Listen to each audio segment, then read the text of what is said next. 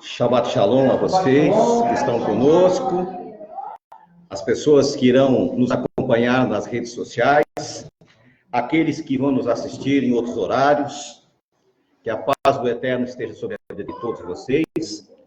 Hoje nós vamos estudar a Parashá Azino, é a Parashá número 53. Essa Parashá traduzida significa ouçam, escutem, deem ouvidos. Ela se encontra em Deuteronômio, no capítulo 32. Nós pretendíamos passar duas parashiotes, duas porções, hoje. Mas quando eu comecei a trabalhar em cima dela, eu acho que nenhuma eu consegui, porque o assunto é muito profundo. É um assunto que vem realmente vem cair em nossa consciência das nossas necessidades, né? Então eu gostaria que vocês abrissem suas Bíblias em Deuteronômio, Devarim, capítulo 32. Deem ouvidos, ó céus, e eu vou falar, e que a terra ouça a palavra da minha boca. Moisés está chegando no fim do seu ministério. Existem dois momentos na vida de um homem de Deus marcantes. O primeiro é o início do ministério. No início do ministério, ele tem uma maior dificuldade, porque ele é muito temeroso. Ele tem medo de falar e as pessoas se magoarem. Ele tem medo de não ter habilidade para lidar com os problemas do dia a dia. E no fim do ministério, é outro problema. Porque ele começa a olhar para trás. E ele começa a sentir saudades da caminhada. Moisés havia insistido ao Criador para que ele entrasse na terra prometida. Foi uma vida longa, 120 anos. 40 anos como príncipe. 40 anos como fugitivo. E agora, o Eterno disse, não me fale mais sobre isto. Quantos de nós, às vezes, precisamos falar com uma pessoa que está acima de nós, pedir alguma coisa. E nós vamos temerosos pedir alguma coisa, e a pessoa olha para a gente e diz, não me fala mais sobre esse assunto. A gente fica todo desmontado, todo quebrado, todo machucado. Mas não é o caso de Moisés. E ele disse, deem ouvidos, ó céus, e eu vou falar, que a terra ouçam as palavras da minha boca. No versículo 2, meu ensinamento cairá como a chuva, minhas palavras descerão como orvalho, como chuvas suaves sobre a relva e como chuvas abundantes sobre a vegetação. Esses dias nós estamos vendo, né, esses fatos que estão ocorrendo no nosso país, tanta chuva, tanta desolação, tantas perdas, vidas sendo perdidas, patrimônios sendo perdidos. E agora Moisés ele estabelece alguns pontos sobre a chuva. E nós vamos perceber que há uma interligação muito grande com relação ao que ele está falando e ao que Yeshua ensinou. Nós vemos o seguinte. Ele diz, as águas. O que significam que as águas cairão? O que significa a palavra águas na Torá? Seria, pois não? Seria águas, os pingos d'água, a composição H2O? Esses dias eu vi uma figurinha no Facebook. Um homem estava no deserto. se rastejando, e as águas estavam acabando. Não tinha mais água. E ele precisava de água aí. Você sabe que o homem sobrevive muito tempo sem água, sem comida. Mas sem água não. E de repente ele encontra uma placa. A 100 metros, H2O. E a 10 quilômetros, água. E ele resolveu andar os 10 quilômetros, porque ele não sabia que H2O é água. O que significa isso? Muitas pessoas, por falta de conhecimento, perecem. E é justamente sobre isso que nós vamos falar hoje. Logo no começo, Moisés fala de chuva, orvalho, chuva abundante. Das diversas porções dadas por Moisés, nós vemos uma interligação muito grande do que Yeshua também ensinou. Os membros desta congregação, as pessoas que nos acompanham nas redes sociais, nós temos muitos irmãos de várias partes do Brasil, né, que nesse momento estão nos acompanhando, que a paz do Eterno esteja sobre a vida deles. E eles sabem que nós sempre temos procurado colocar Yeshua como centro de tudo que nós ensinamos. As pessoas, elas hoje vivem num limbo espiritual. Muitos têm consultado um rabino muito famoso aí para tirar suas dúvidas. E nessas dúvidas que eles têm tentado tirar, o que tem acontecido? Eles têm se afundado cada vez mais. Né? Vocês devem conhecer. Então, o cidadão, ele tem uma dúvida. Ao invés, de ele usar os seus joelhos, ao invés dele pegar as escrituras sagradas e pedir que o Espírito Santo revele aquela dúvida, é mais fácil ele dar um clique. E quantas pessoas têm se perdido no meio do caminho, indo atrás de fantasias? A pessoa, durante anos da vida, passou nas igrejas. Era um fiel membro da igreja. E, de repente, ele descobriu algumas coisas e ele resolve sair da sua congregação. E ele começa, então, a amaldiçoar o tempo que ele ficou. E agora ele vai buscar uma nova alternativa. Só que, infelizmente, o que tem acontecido? Pessoas que pensam dessa maneira, elas não estão conseguindo se encontrar em lugar nenhum. Por quê? Deus usa de todos os meios possíveis para alcançar o ser humano. Muitos têm o espírito de Jonas. Deus chegou a Jonas e disse: vai a Nínive e leve essa mensagem. Se eles obedecerem, eu os perdoarei. Caso contrário, os destruirei. O que ele fez? Foi a Nínive? Não. Ele foi numa direção contrária. A história vocês conhecem. E muitas vezes nós temos esse espírito de Jonas, de irmos contra aquilo que o Eterno quer nos mostrar. Nós temos uma dificuldade tremenda de estar na presença do Senhor. Parece que a presença do Senhor nos incomoda. Nós temos que rever os nossos conceitos. A Bíblia diz em Malaquias: roubará o homem a Deus?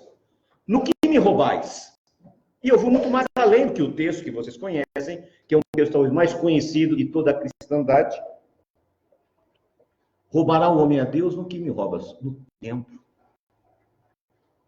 Isaías 66, 23. Abram lá. Isaías 66, 23. Vou esperar vocês abrirem. É muito importante vocês entenderem. 66, 23. Assim que todos acharem, eu vou fazer a leitura junto com vocês. Acharam? O que diz aí? E acontecerá que toda a humanidade virá, se inclinará diante de mim e adorará a minha pessoa, desde uma festa de lua nova a outra, e de um shabat, sábado, a outra. Palavra de Jeová. Amém. Então nós temos que estar na presença do Senhor nas festas de Lua Nova, que nós vamos estar na terça-feira, né?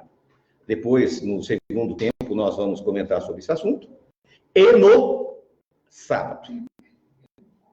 O que acontece se eu pegar o dia do Senhor e resolver usar para o meu próprio benefício? O que eu estou fazendo? Estou roubando a Deus. Judá ficou quantos anos na Babilônia como escravo? Como prisioneiros de guerra? 70 anos. Qual motivo? Vocês se lembram?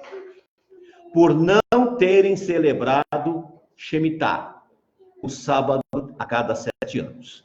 O Eterno deu uma ordem que a terra deveria descansar a cada 7 anos. Você deveria plantar durante 6, ao 7º ano não poderia plantar, e os pobres, os necessitados, os desvalidos, os estrangeiros poderiam se beneficiar do que nascesse da terra naturalmente. E poderia voltar a trabalhar que período? No 8º ano. Mas olha o que Deus fazia. No 6º ano, Deus dava 3 vezes mais a produção do que os tempos normais. Quando você pega o Shabat, que é do Senhor, e resolve fazer as tuas coisas, o que você está fazendo? Está roubando a Deus no seu tempo. Esse é um dia do Senhor. E aí, de repente, as coisas na tua vida começam a andar para trás. E você percebe que a maioria de nós damos um passo à frente e 2 passos atrás. Muitos dizem, nós somos filhos de Abraão, e eu descobri que eu tenho ascendência judaica, e eu quero requerer essas bênçãos. E Yeshua disse em uma ocasião que até as pedras poderiam se transformar em filhos de Abraão. Ser filho de Abraão é muito mais do que apenas ser descendente. Nós temos que ver o que Abraão fez e copiar o que ele fez para poder ser herdeiro dessas bênçãos. Não tem como eu ser herdeiro das bênçãos de Abraão se eu não andar como ele andou. Você se lembra da história de Abraão? O que Abraão fez? Ele ouviu a voz de Deus. Deus disse, sai da tua terra, do meio da tua parentela, e vai para um lugar que eu te mostrarei. Talvez você diga, tudo bem, eu vou. Mas, Senhor, me dá aí o Waze, aí como é que eu faço para achar o caminho? Eu não sei ir nesse caminho. Ele disse, vá. Só que o Eterno não mostrou para ele onde era. E ele foi indo. O Eterno disse, sai do meio da tua parentela. Por quê? Qual o motivo? Vocês sabem? Todo mundo tem medo de errar, né? Se hoje fosse a prova para entrar na eternidade, todo mundo ia para a segunda época. Por que ele teve medo? Por que ele tinha saído do meio da parentela? Por causa da má influência dos seus parentes, que eram o quê? Idólatras. E hoje, qual a diferença? O que ele falaria para nós? Saiam das redes sociais. Porque que é coisa mais idólatra. Eu escuto tanta bobagem, tanta besteira. Eu vejo tantas coisas sem pé, sem cabeça. E às vezes você tenta ajudar o indivíduo vem com um monte de pedra tacando em você. Porque todo mundo hoje é especialista em línguas, em idiomas antigos, em pronúncias e um monte de coisa. Então tem tanto sábio, que ofusca a nossa sabedoria. E para que ele pudesse ter um relacionamento com Deus, ele teria que sair daquele meio. E hoje, infelizmente, nós estamos tão entrelaçados nessas coisas que nós não conseguimos enxergar o óbvio. Nós não conseguimos enxergar a lógica. Nós vemos que Abraão realmente saiu. Mas, como sempre, nós fazemos as coisas não como devem ser feitas. Mas mais ou menos. E como ele fez? A ordem era para ir, sai da tua terra e da tua... O que ele não entendeu? Sobrinho não é parente? Eu sei que sogra não é parente, mas sobrinho não. Entendeu? Sobrinho não é parente. Sobrinho é parente. E muito parente. E ele levou o sobrinho. Como ele havia obedecido a Deus, as coisas funcionaram. E as bênçãos que ele recebeu acabaram respingando em quem? No seu sobrinho. E de repente eles começaram a ter muitos recursos financeiros. E sabia que dinheiro demais faz mal? Dinheiro demais não faz muito bem. Você vê pelas situações aí dos ricos que quando morrem, quem ganha dinheiro é os advogados, né? Porque eles brigam tanto por cada centavo que eu nunca vi coisa igual. Pobre não tem esse problema, né? Pobre briga para dividir como é que vai pagar as dívidas que ficou. Então, é mais fácil, mais barato. E agora Abraão começa a observar que os trabalhadores, tanto dele como dos que trabalhavam para o seu sobrinho, estavam brigando entre si. Uma decisão que ele tinha que ter tomado lá atrás, antes de sair da sua terra, porque Deus diz, vá sozinho, ele não foi. Ele teve que tomar agora. E ele chega para o seu sobrinho Lot e diz assim, meu sobrinho, vem cá. Você tem o direito de escolha.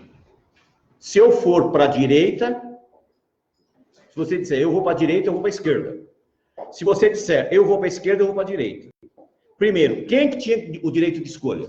Era Ló ou ele? Era Abraão. Ele veio de bicão. Mas nós vemos aí o posicionamento do homem de Deus. Você escolhe. Se você quer vir para a direita, eu vou para a esquerda. Ou vice-versa. Aí, Ló olhou para o lado direito. Tinha o Alphaville, Aldeia da Serra, Morumbi. Para o lado esquerdo, tinha Capriotti, tinha Vila Dirce, tinha... Aí Ló falou, eu vou para o Alphaville. Bom, meu filho. Eu te dei o direito de escolha, então vá. Não que eu tenha nada contra isso, vai, pelo contrário, um dia eu não sei o melhor, mas é apenas uma figuração, ou seja, ele, Ló, continua sendo egoísta. E agora, o que ele faz? Ele vai para a cidade, que era uma das maiores cidades da Campina. Era uma das maiores, umas cidades mais modernas da época. E lá naquela cidade, nós sabemos da história, conhecemos muito bem. Deus teve que mandar 3 anjos. Um para anunciar que Sara, a idosa estéril, que era impossível ser mãe, iria ser o quê? Mãe. Vê como Deus acha? Era impossível. Não havia a mínima possibilidade. Ela vai ser mãe. Avisar que um anjo iria destruir as cidades. E o outro anjo iria salvar. E agora nós vemos a atitude de Abraão. Abraão nem se alegrou com a notícia que ia ser pai. O choque da destruição daquelas cidades, pessoas que nem sequer ele conhecia, e ele sabia da índole daquelas pessoas. Ele sabia o mal que aquelas pessoas faziam. Mas ele intercedeu. E ele começa impedindo, Senhor, se tiver 50, 40, não vamos nos segurar muito, senão o tempo é curto. Até que chegou a 10. E o Senhor disse, olha, a 10 eu não destruo a cidade. Como sabemos, não tinha, porque a cidade foi destruída. E agora, me parece que o testemunho de Ló não foi muito bom. Porque nem sequer os seus genros quiseram ir com eles, acreditaram no que ia acontecer. Às vezes, nem as pessoas do nosso lado creem no que nós falamos. Muito mais pelas nossas atitudes. Muito mais pelas nossas manias. E pelo nosso testemunho. Nós não sabemos como era Ló. A mulher foi obrigada. As duas filhas não tinham muito o que fazer. Estavam atônitas. E a história vocês conhecem. Então nós vemos o agir de Deus, como Deus faz para salvar aqueles que estão sobre a cobertura espiritual de alguém. Lot e as suas filhas estavam sob a cobertura espiritual de quem? De Abraão. Nós vemos também que um pouco antes, Ló estava na cidade, a cidade foi atacada e ele foi levado o quê? Como prisioneiro. Toda a riqueza da cidade de Sodoma foi levada por aqueles homens salteadores. E Abraão já era um homem velho, por volta de quase 100 anos. Juntou os seus trabalhadores e foi à guerra. Conseguiu vencer, trouxe o seu sobrinho e as pessoas que estavam com ele e encontrou com um sumo sacerdote, chamado o quê? Melquisedeque. Melquisedeque serviu a ele o que nós servimos aqui todos os sábados: pão e vinho. Isto representa o quê? Por que Melquisedeque serviu para Abraão pão e vinho? Lembra que Yeshua disse? Este pão é o meu corpo que é partido sobre vós. Este vinho é o meu sangue. Já naquele momento, Melquisedeque estava apontando para o Messias. E a Bíblia fala que Abraão deu 10% de todos os despojos. Deve ter sido um trabalho danado. Separar capacete, espada, tudo que tinha lá foi um negócio meio complexo, mas ele não se preocupou com isso, não. Ele se preocupou em fazer o quê? Em cumprir o seu mandamento, em honrar aquela pessoa que estava honrando ele. Nós vemos que Moisés começa falando de águas. E nós vamos ver que João, no capítulo 3, no versículo 1 a 5, João, no capítulo 3, no versículo 1 a 5, nós vemos que um fariseu de nome Nicodemos, ele vai, que hora, falar com Yeshua? Vocês lembram? Que hora que era? Hora sim. Que período? À noite. Né? Provavelmente ele colocou um capuz na cabeça. Porque muitos de nós também fazemos as mesmas coisas. Nós não queremos que as pessoas saibam que nós andamos com Yeshua. Temos vergonha. O que as pessoas vão pensar de nós? E Nicodemos não foi diferente. Ele era um homem importante, conhecedor da Torá, ele era um fariseu, um sacerdote, conhecia as Escrituras, e ele chega e já começa a enaltecer a Yeshua. E diz o que ele precisava para ser salvo. E qual foi a resposta? Você tem que nascer de novo. Vocês lembram que eu já estudei com vocês aqui que toda sexta-feira o judeu passa no mikve da purificação? Aí Nicodemos ficou assim, meio... De novo? Eu passo toda sexta-feira, eu faço isso. E se você não nascer de novo, você não pode ver o reino. Essa palavra ver, ela é muito interessante. Ele não disse, você não pode entrar. Ver. O que significa ver o reino de Deus? Nós não conseguimos ver o reino de Deus, sabe por quê? Porque os nossos olhos espirituais estão o quê? Ofuscados, fechados. Então a gente não consegue ver o reino de Deus. Nós não conseguimos entender o reino de Deus. Nós não conseguimos entender os propósitos de Deus. E vamos ver lá, João, capítulo 3, versículo 1 a 5.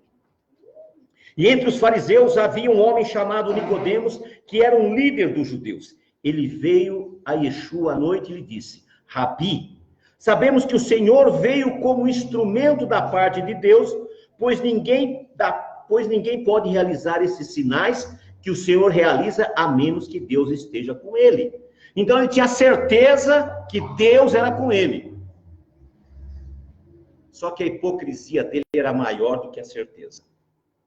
Que se você tem certeza que Deus é conosco, por que você não quer andar conosco? Por que você não quer vir durante o dia? Por que você quer vir escondido?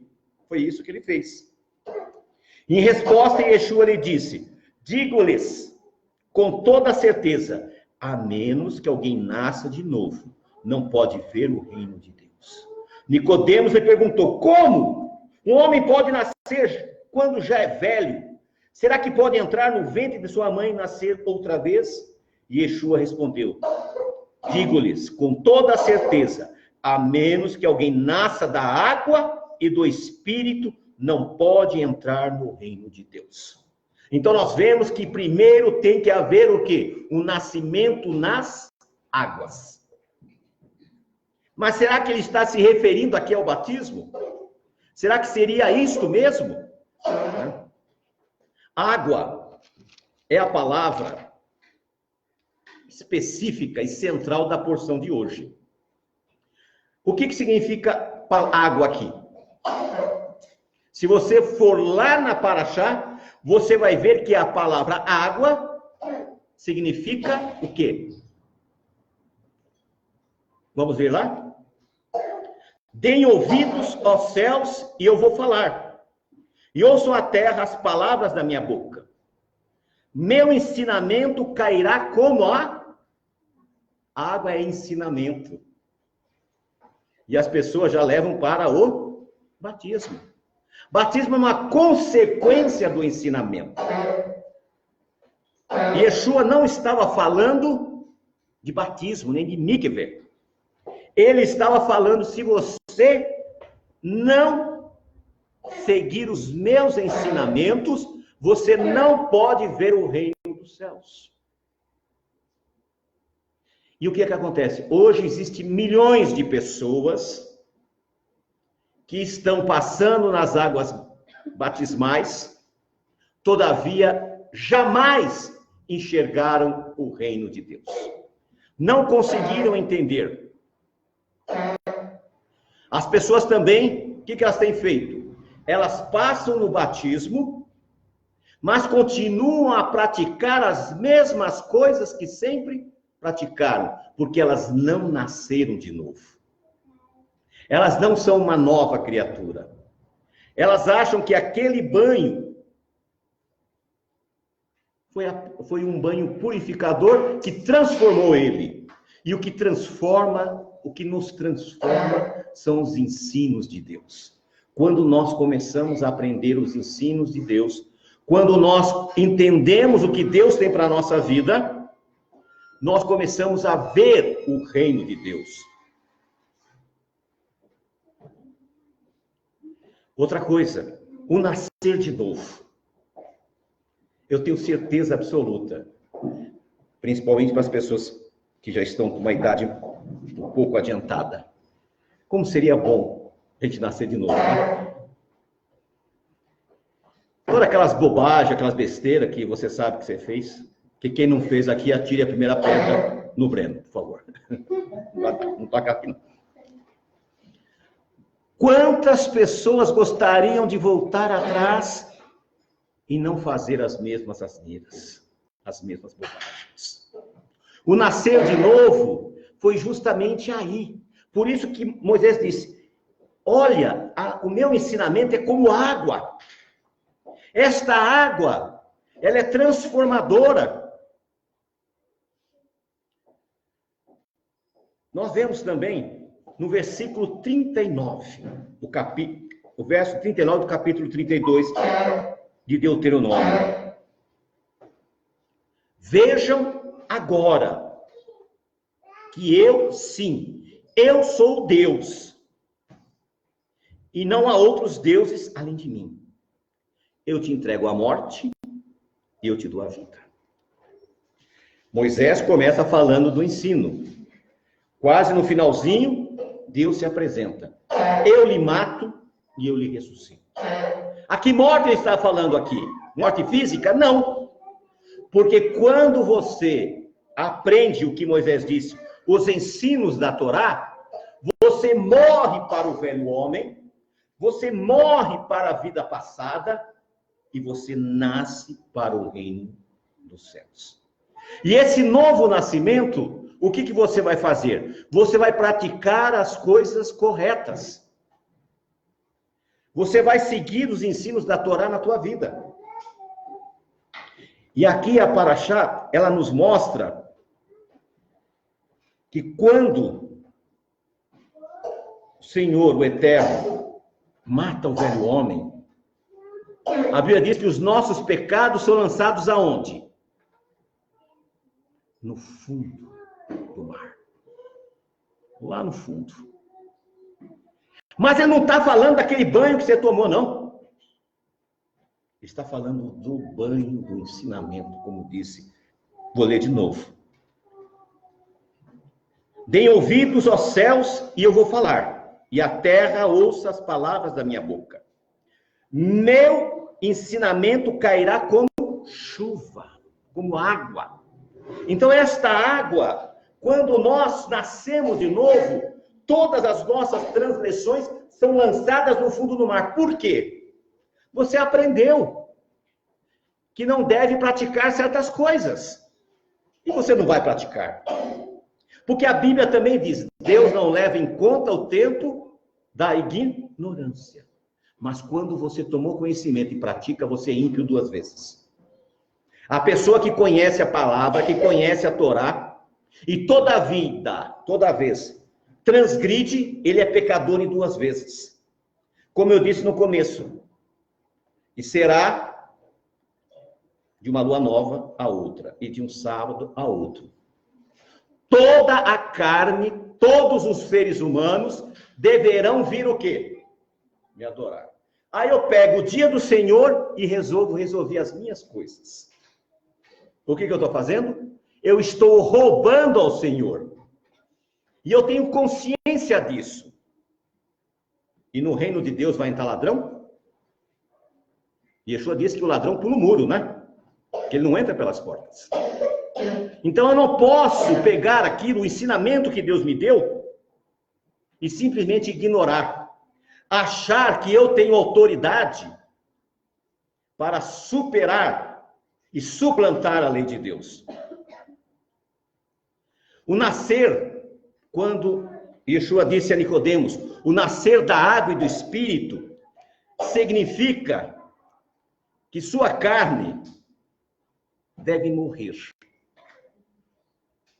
Um homem e uma mulher espirituais devem nascer de novo, ter uma nova vida, para fazer parte do reino de Deus.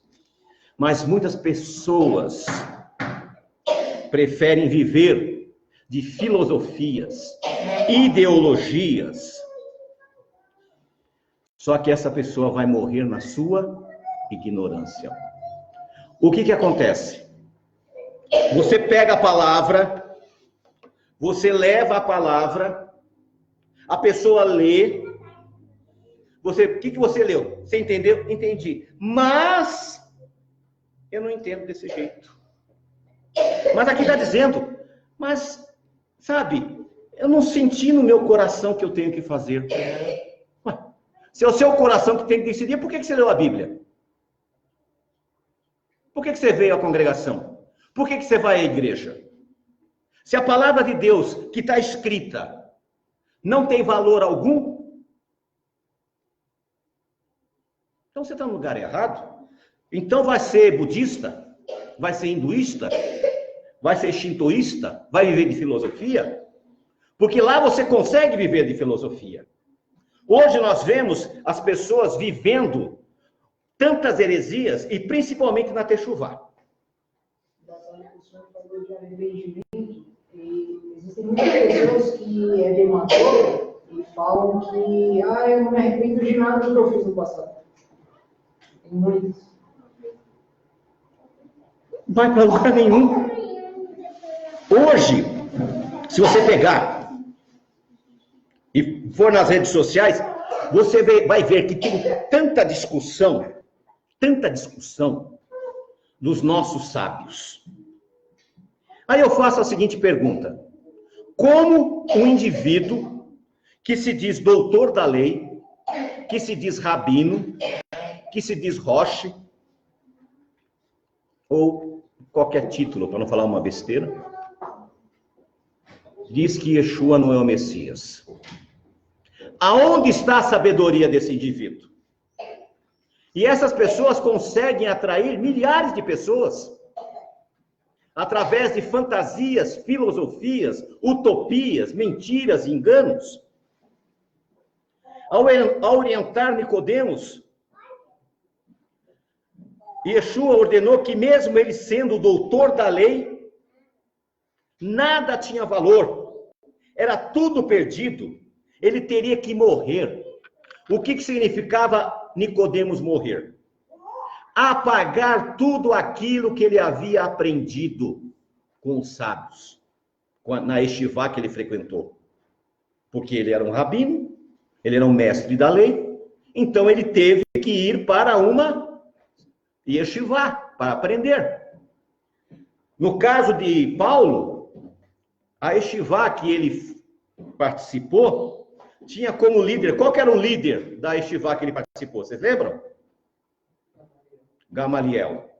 Para ser aluno de Gamaliel, ele tinha que conhecer a Torá de cor. Os 5 livros de Moisés ele tinha que conhecer de cor. Nicodemos talvez não chegasse a tanto, mas era um doutor da lei, só que ele tinha que apagar tudo aquilo, zerar a conta e recomeçar de novo. E Yeshua está falando isso para nós hoje. Se você quer ver o reino de Deus, apague o teu passado. Esqueça o teu passado. Aquele passado só serviu para te trazer aqui. Agora é um novo começo, um novo início, um novo período na tua vida. E agora você vai aprender o propósito de Deus para a tua vida. Todos os ismos que foi colocado na nossa vida, tudo aquilo era perdido. Tudo aquilo ficou no passado. Não tem valor nenhum. Nós temos que zerar a conta. Quando o seu computador está cheio de vírus, o que a gente faz? A gente formata.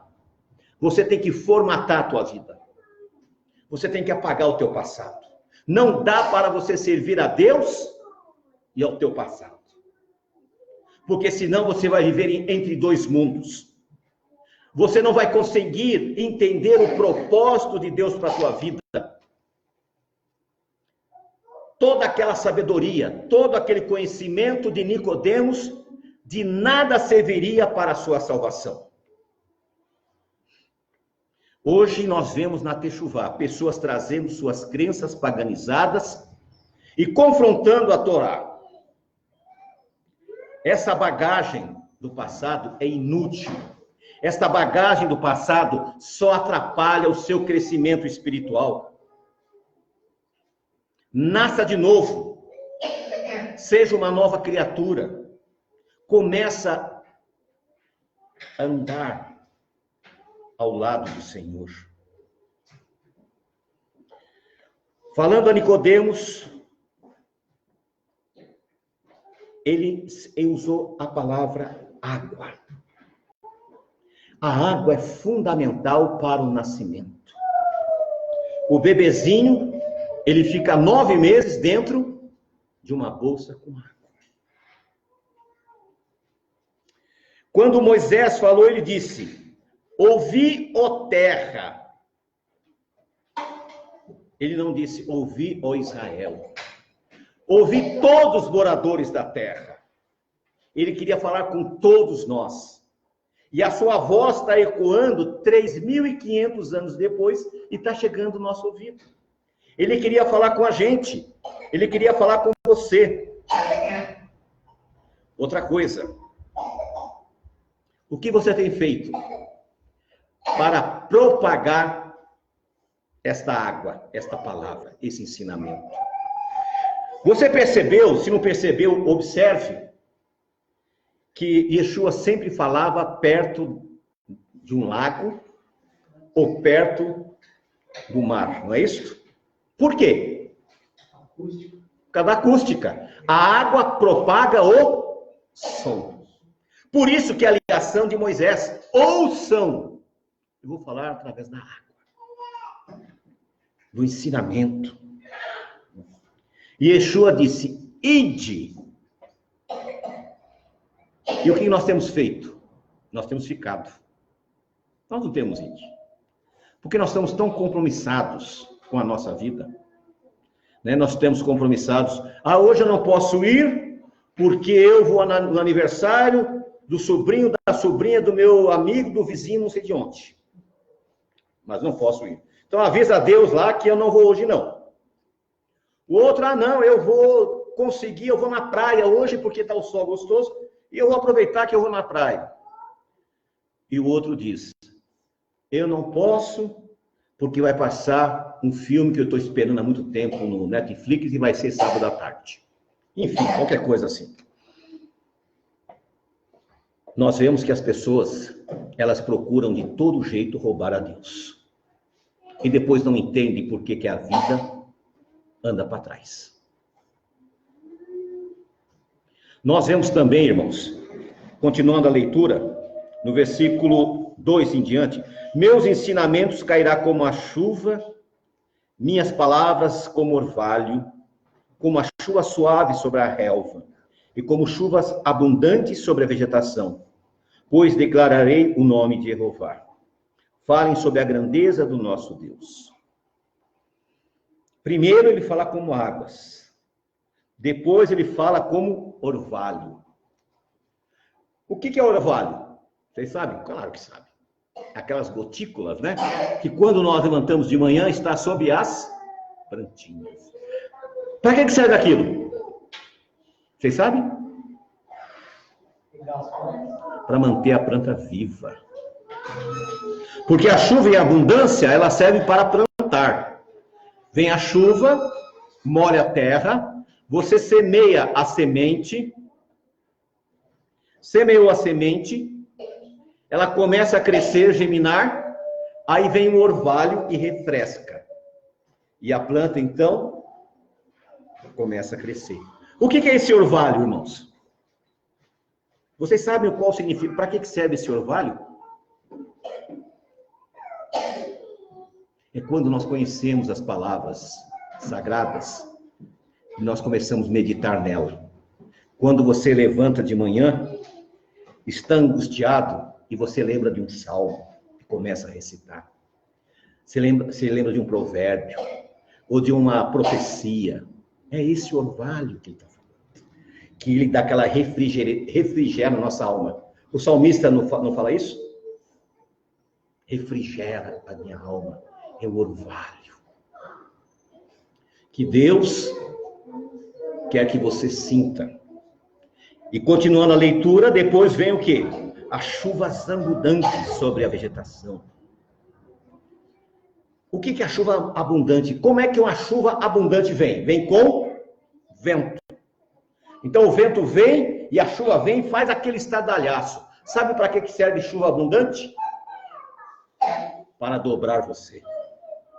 Porque você é uma sementinha, você germinou, o orvalho veio e regou, você cresceu, tornou-se uma árvore frondosa, e aí você acha que é dono do mundo. Aí Deus manda o vento e a chuva abundante para dobrar você, para mostrar para você que você não é nada. Nós temos que entender que nós não somos ninguém. Nós dependemos somente e unicamente de Deus em tudo. O aguaceiro fecunda a terra, que é a palavra. Quando você não tem uma visão espiritual, você não entende que este pó da terra é você. E nós todos somos pó da terra. Adão foi feito do pó da terra e não da lama. A lama só vira quando a água mistura com o pó. Nós somos o quê? O pó e não a lama. Então você sendo o pó da terra, você tem que valorizar o quê? O orvalho que vai fazer você crescer espiritualmente. A Torá é esse aguaceiro, mas muitos deixam de lado a Torá e vão atrás de mestres, livros e outros. Quantas vezes eu fico indignado quando eu vejo uns sujeitos que até uns dias atrás estavam aí rodopiando por aí e agora diz, os nossos sábios, os nossos mestres. O indivíduo nunca leu um livro inteiro daquele indivíduo, não sabe o que tem lá dentro e rejeita a Bíblia para dizer que aquele sujeito é sábio. Aí eu não perco viagem. Aí eu mando a parte podre do nosso sábio. E eu não sei por que eles me bloqueiam. Eu achei que era para me agradecer, eles acham ruim. Então continua com seus sábios, não tem problema não. Também não me importa. Assim como desce a chuva, o profeta Isaías, no capítulo 55, versículo 10, diz assim: pois assim como a chuva e a neve descem do céu e não voltam para lá sem antes saturar a terra e fazê-la produzir e brotar, dando semente aos que semeiam e pão aos que comem. Assim será a palavra que sai da minha boca. Não voltará a mim sem resultados. Quando nós estamos aqui, trazendo esta palavra, ela não vai voltar sem um resultado. O Espírito Santo do Deus bendito vai trabalhar no teu coração. Vai mexer naquele lugarzinho que está ali, esperando a informação. Vai transformar a tua vida. Vai fazer com que você comece a enxergar as coisas de outro ângulo. Não adianta você ficar olhando para trás. Lembra da mulher de Ló? Ela viu tudo que estava acontecendo. E ela só olhou para trás quando começou a cair o granizo que destruiu a cidade com fogo. O anjo diz, não olha. E ela olhou. Deus diz, não faça. E você faz. Deus diz, guarda o sábado. E você guarda o domingo. Deus diz, não come carne de porco. E você ainda vem e zomba na cara dos outros. Eu adoro um baconzinho, um diabinho, sei lá como é que chama aquelas coisas. Não importa, é tanta coisa. Baconzinho, mas... Deus diz, não coma! Você come. Como? Então, torresmo infeliz, come até morrer. E aí, o que acontece? E depois você quer ir para a eternidade. Você quer entrar na eternidade, no reino de Deus. Tem uma péssima notícia para você. Você não viu o reino de Deus ainda. Porque você não entendeu a palavra. E você só vai ver o reino de Deus quando você entender a palavra. O que é ver o reino de Deus? É muito ver o reino de Deus uma coisa, entrar no reino de Deus é outra. Você vai começar a entender através dos ensinamentos que você precisa mudar a tua maneira de ser. Pois não. Estava conversando com a Carol essa semana, né? E aí Eu estava pensando, né, que muitas pessoas que a gente conhece, que se alimentam de alimentos impuros, muitas vezes elas estão fazendo um jejum, um propósito, e elas acabam tendo uma experiência com Deus, acabam entendendo algo mais da palavra durante o jejum. Aí eu pensei, nossa, às vezes é só o jejum que aquela pessoa consegue se purificar. Ela tira do estômago dela toda aquela imundícia. E às vezes é por isso que ela consegue entender uma coisa mais da palavra. Às vezes é por isso que ela consegue ter uma experiência a mais com Deus, né? Aí eu liguei uma coisa na outra, sabe? O impuro, ele não consegue ver as coisas celestiais. Ele vê o básico, ele vê o macro, mas ele não consegue ver detalhes. É como um cego que consegue só ver vultos. E essas pessoas, elas veem vultos, mas elas não conseguem ver o reino de Deus. Aí quando elas jejuam, que tiram a impureza, parece que o lado espiritual desponta. Infelizmente, irmãos, esse tipo de gente também tem um outro problema. Abraão recebeu uma ordem: sai da tua parentela. Porque eles iriam contaminar a espiritualidade deles. E às vezes, entre nós, vem pessoas como já vieram, e na minha vida já passou tanta gente, e essas pessoas vêm, entram e começam a andar com a gente. Nós somos um corpo espiritual. Só que essas pessoas é como se fosse um câncer. Você tem um corpo com vários órgãos, mas se tiver um câncer em qualquer parte do seu corpo, você pode morrer. E essas pessoas, elas geram isso. Então, cabe a nós tentarmos curá-las desse câncer espiritual. Mostrar que elas têm que se purificar, que elas têm que zerar, que formatar a vida e voltar plenamente para as coisas sagradas. E vai ser justamente aí que as coisas vão começar a andar na vida delas. Mas nós temos que também, irmãos, jogar um orvalhozinho na vida dessas pessoas. Infelizmente, eu não estou conseguindo. Eu sempre fazia todos os dias minutos de techuvá, não estou conseguindo, porque tem dias que eu não consigo falar direito.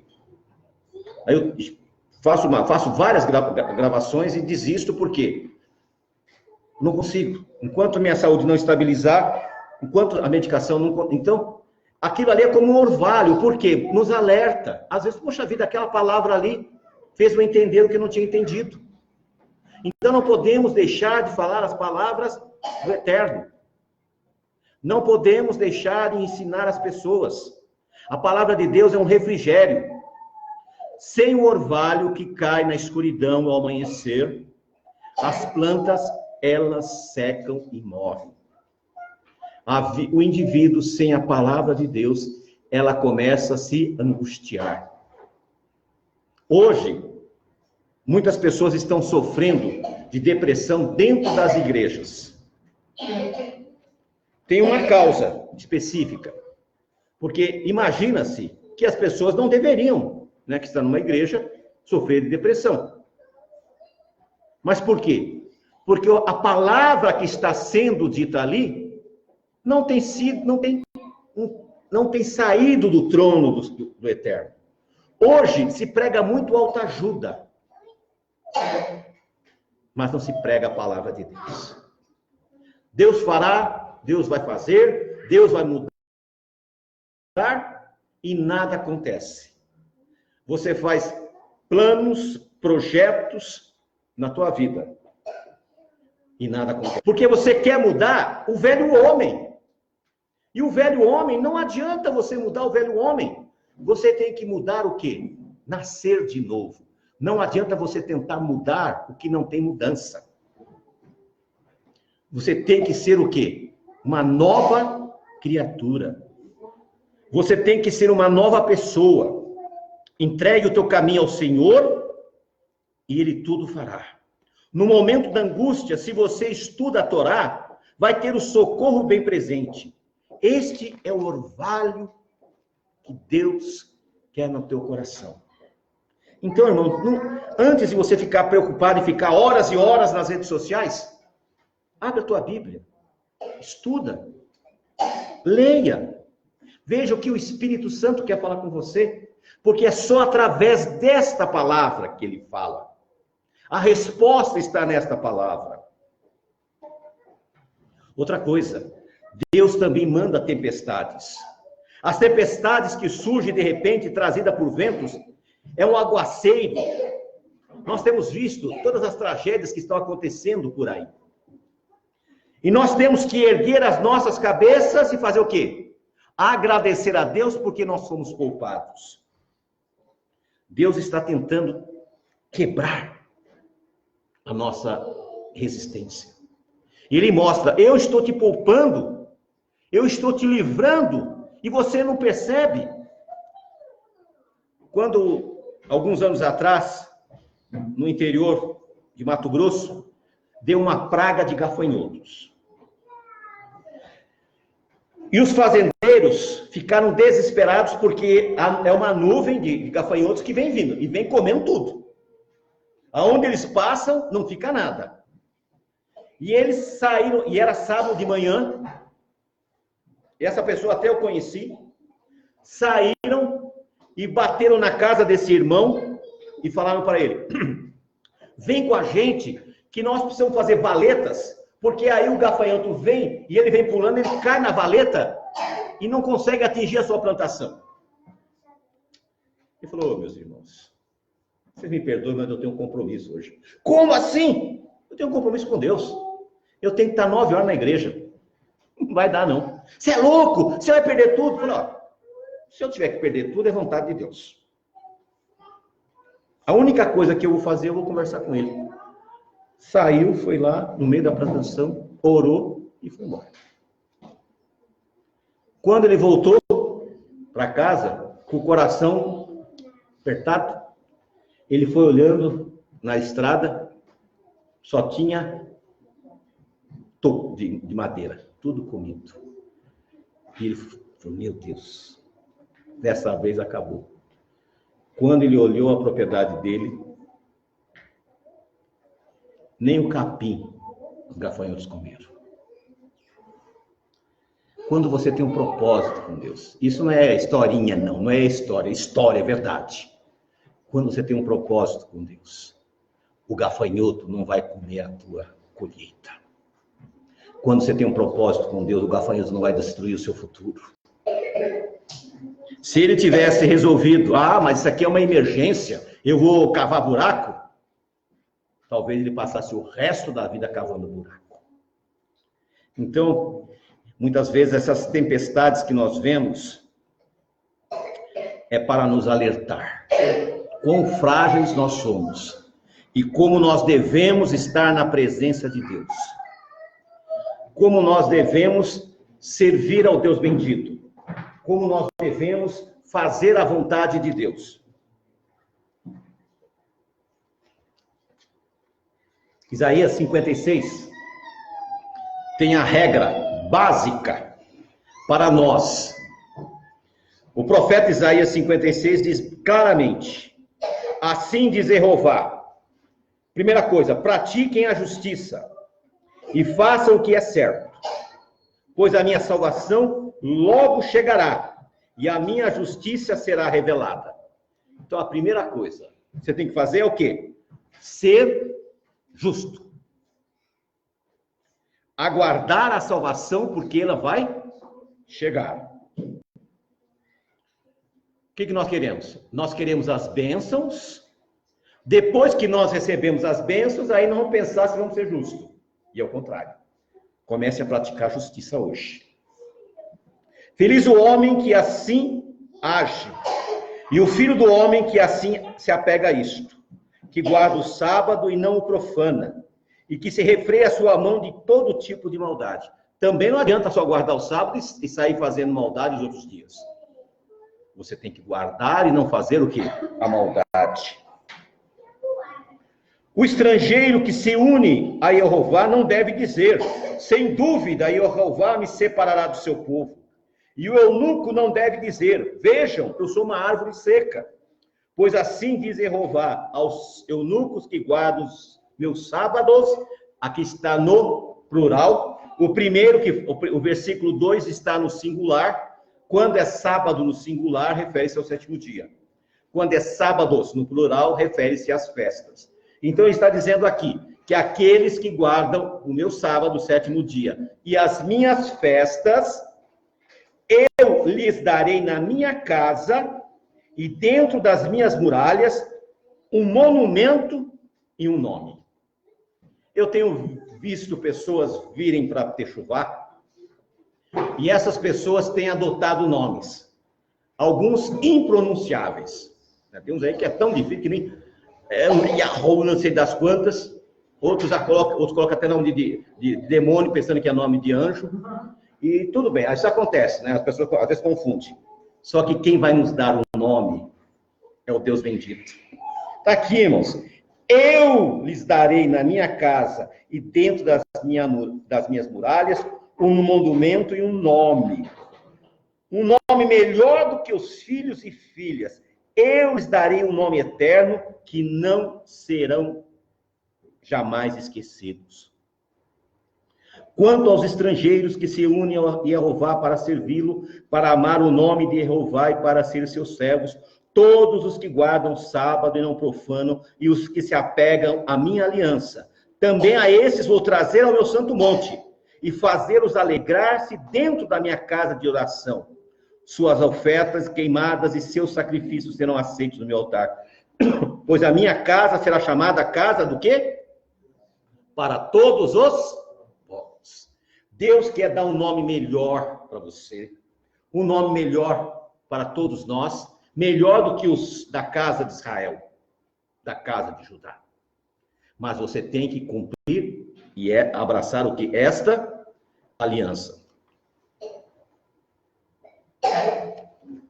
Sem esses três princípios, não adianta você querer gerenciar a sua vida. Deus levantou homens e mulheres para serem porta-vozes da sua vontade. E você é um porta-voz da vontade de Deus. Agora entenda uma coisa. O que o porta-voz faz? Por exemplo, o presidente da República tem um porta-voz. Ele discute com os repórteres? Não. Ele chega e diz, olha, é assim, assim, assim. Boa noite. E sai. A nossa missão é ensinar, e não convencer nem converter. Nós não fomos chamados para converter as pessoas, porque quem convence as pessoas é o Espírito Santo.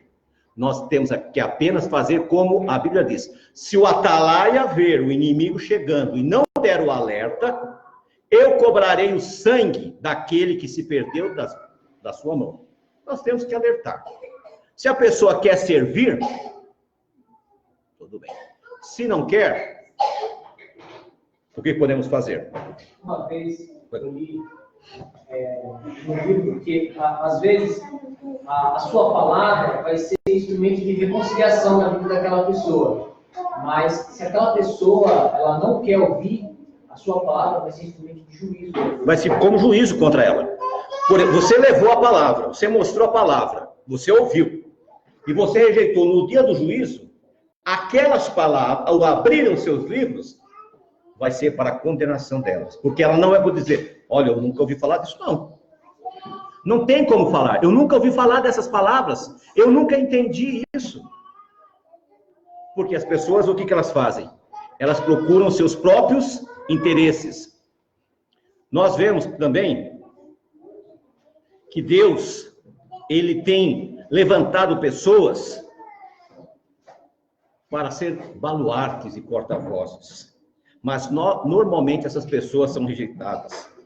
Outra coisa, para você abandonar o Messias, você começa a desprezar o estudo da palavra. Você começa a desprezar a oração. Você começa a desprezar os hinos. Você começa a dar ouvidos aos chamados, entre aspas, nossos sábios. A filosofia, a fantasias, a coisas que não estão na palavra. E aí a pessoa chega e diz, eu não acredito mais em Yeshua. Eu conheci, não foi um, não foi dois, foi vários. E o que mais me chocou Foi um rapaz que ele era adventista a vida inteira. Isso tem muitos anos. Foi quando a minha filha fez o bat mitzvah dela. Ela tinha 13 anos, tem uns pouquinhos de anos. Faz tempo que ela tinha 13 anos. Não muito, né? E nesse dia que ela fez o bat mitzvah dela, esse rapaz chegou na congregação. Ele trouxe um talit, trouxe um sidur, trouxe uma Bíblia judaica, trouxe o kippá. Não quero mais essas coisas. E eu olhei e percebi que ele estava com um maço de cigarro no bolso, suado, porque ele era taxista e estava trabalhando. E aquilo me chocou muito. Aí eu fui tentar entender. Um homem que nasceu numa igreja adventista, que sempre guardou sábado, a vida inteira, quando ele conhece a verdade completa, ele abandona. Por quê? Porque ele não entendeu. Ele foi atrás de filosofias, de fantasias. Só que ao invés de subir, ele se afundou cada vez mais. Agora ele estava num buraco. Depois de algum tempo, eu fiquei sabendo que já tinha entrado nas drogas e nunca mais fiquei sabendo qual foi o fim dele. Então, meus irmãos, nós temos que voltar para as veredas antigas. Nós temos que fazer como Paulo diz em Efésios, no capítulo 3, no versículo 14 em diante. Efésios 3, versículo 14 em diante. Olha o que Paulo fala. Por isso, eu me ajoelho diante do Pai, a quem toda a família no céu e na terra deve o seu nome. Oro para que ele, por meio da sua grande glória, lhes conceda serem fortalecidos com poder por meio de seu Espírito, e para que, por meio de sua fé, o Cristo more em seu coração, com amor que vocês sejam arraigados e estabelecidos no alicerce, a fim de que, junto com todos os santos, sejam plenamente capazes de compreender qual é a largura, o comprimento, a altura e a profundidade, e de conhecimento o amor de Cristo, que é superior ao conhecimento, a fim de que vocês fiquem cheios de toda a plenitude de Deus. E aquele que, segundo o seu poder, que atua em nós, pode fazer mais infinitamente, além de tudo que peçamos ou possamos imaginar. A ele seja dada a glória por meio da congregação de Cristo, Jesus, por todas as gerações, para todos sempre. Amém. Então, Paulo, o que ele faz? Ele se prostra diante de Deus. E ele ora pela congregação. E eu tenho feito isso pela vida de vocês. Eu tenho orado a Deus e colocado a vida de vocês no altar, para que Deus entre com providência, mande a chuva temporã e a chuva serôdia, que Ele mande o orvalho nas manhãs, para que você possa ter um dia de refrigério. E todos nós temos um preço por isso. Não é fácil. Mas nós colocamos a vida de vocês no altar. Coloco também aqueles que não estão com a gente, aqueles que vêm sazonalmente, ou aqueles que têm as suas dificuldades, para que Deus consiga mudar esta história, para que Deus consiga transformar essas vidas. E nós vemos uma coisa interessante para finalizar em Gênesis, no capítulo 18. Gênesis 18. Eu não falei que uma paraxá só hoje era longa, essa, e o nosso irmão aqui queria que passasse duas, senão fica até meia-noite. Agora eu entendo que Paulo demorava tanto, viu?